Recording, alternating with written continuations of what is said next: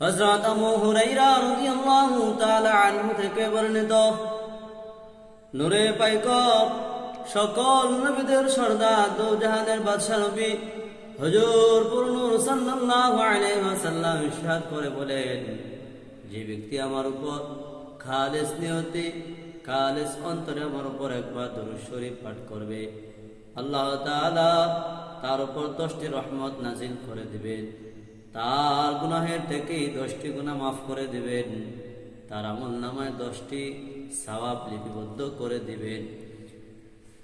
অপর এক হাদিসে নবী করিম সাল্লাল্লাহু আলাইহি ওয়াসাল্লাম ইরশাদ করেন, হযরত সাইয়্যিদুনা আবু বারদা বিন নিয়ার রাহমাতুল্লাহি তাআলা আলাইহি থেকে বর্ণিত, নবী মুকাররম নূরে মুজাসসাম রাসূল আকরাম শাহে নবী আদম সাল্লাল্লাহু আলাইহি ওয়াসাল্লাম ইরশাদ করেছেন, আমার উম্মতের মধ্যে যে ব্যক্তি সত্য অন্তরে অর্থাৎ যে ব্যক্তি খালেস নিয়তে একেবারে হৃদয় থেকে যখন সে নবী পাকের প্রতি দুরূদ শরীফ পাঠ করবে, তখন আল্লাহ তাআলা তার উপর 10টি রহমত নাজিল করবেন, তার জন্য 10টি নেকি লিপিবদ্ধ করে দিবেন এবং তার 10টি মর্যাদা বৃদ্ধি করে দিবেন এবং 10টি গুনাহকে ক্ষমা করে দিবেন।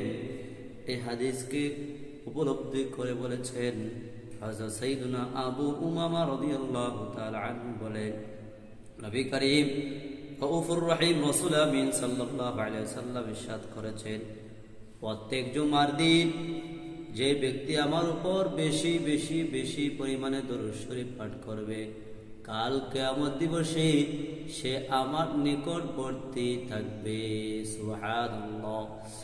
রাসূল সাল্লাল্লাহু আলাইহি ওয়াসাল্লাম আমাদেরকে এই পথ দেখিয়ে দিয়েছেন, যে ব্যক্তি খালেস নিয়তে নবী পাকের উপর দরুদ শরীফ পাঠ করে, এবং এটিও বলা হয়েছে জুমার দিন যে ব্যক্তি বেশি পরিমাণে দরুদ শরীফ পাঠ করে ওই তার পাঠগুলো নবীজির পাকের কাছে পৌঁছানো হয়। সুবহানাল্লাহ। সেই জন্য বলা হয় যে জুমার দিন তোমরা বেশি বেশি বেশি করে দরুদ শরীফ পাঠ করো, কেননা তোমাদের দরুদ শরীফ আমাদের কাছে আমার কাছে পৌঁছানো হয়। আর জুমার দিন বেশি বেশি করে যে ব্যক্তি দরুদ শরীফ পাঠ করবে, সে কাল কিয়ামত দিবসে আমার নিকটবর্তী থাকবে। সুবহানাল্লাহ। হযরত সাইয়্যিদুনা ইবনে মাসউদ রাদিয়াল্লাহু তাআলা আনহু বলেন, যে ব্যক্তি নবীজির উপর বেশি বেশি করে দরুদ শরীফ পাঠ করবে, কাল কিয়ামতের দিন নিঃসন্দেহে কোনো প্রকারের সন্দেহ নেই যে সে কাল কিয়ামত দিবসে নবীজি সাল্লাল্লাহু আলাইহি ওয়াসাল্লামের নিকটবর্তী থাকবে। সুবহানাল্লাহ। প্রিয় রাসূল সাল্লাল্লাহু আলাইহি ওয়াসাল্লাম ইরশাদ করে বলেন, হে আমার উম্মতরা, কাল কিয়ামতের দিবসে এমন একটি দিন আসবে যেই দিন খুব ভয়াবহতার সাথে হিসাব নিকাশ করা হবে। তোমরা যদি এই ভয়াবহতা থেকে মুক্তি পেতে চাও, এই হিসাব নিকাশ থেকে মুক্তি পেতে চাও, তাহলে বেশি বেশি করে দুনিয়ার জমিনে আমার উপর দরুদ শরীফ পাঠ করো।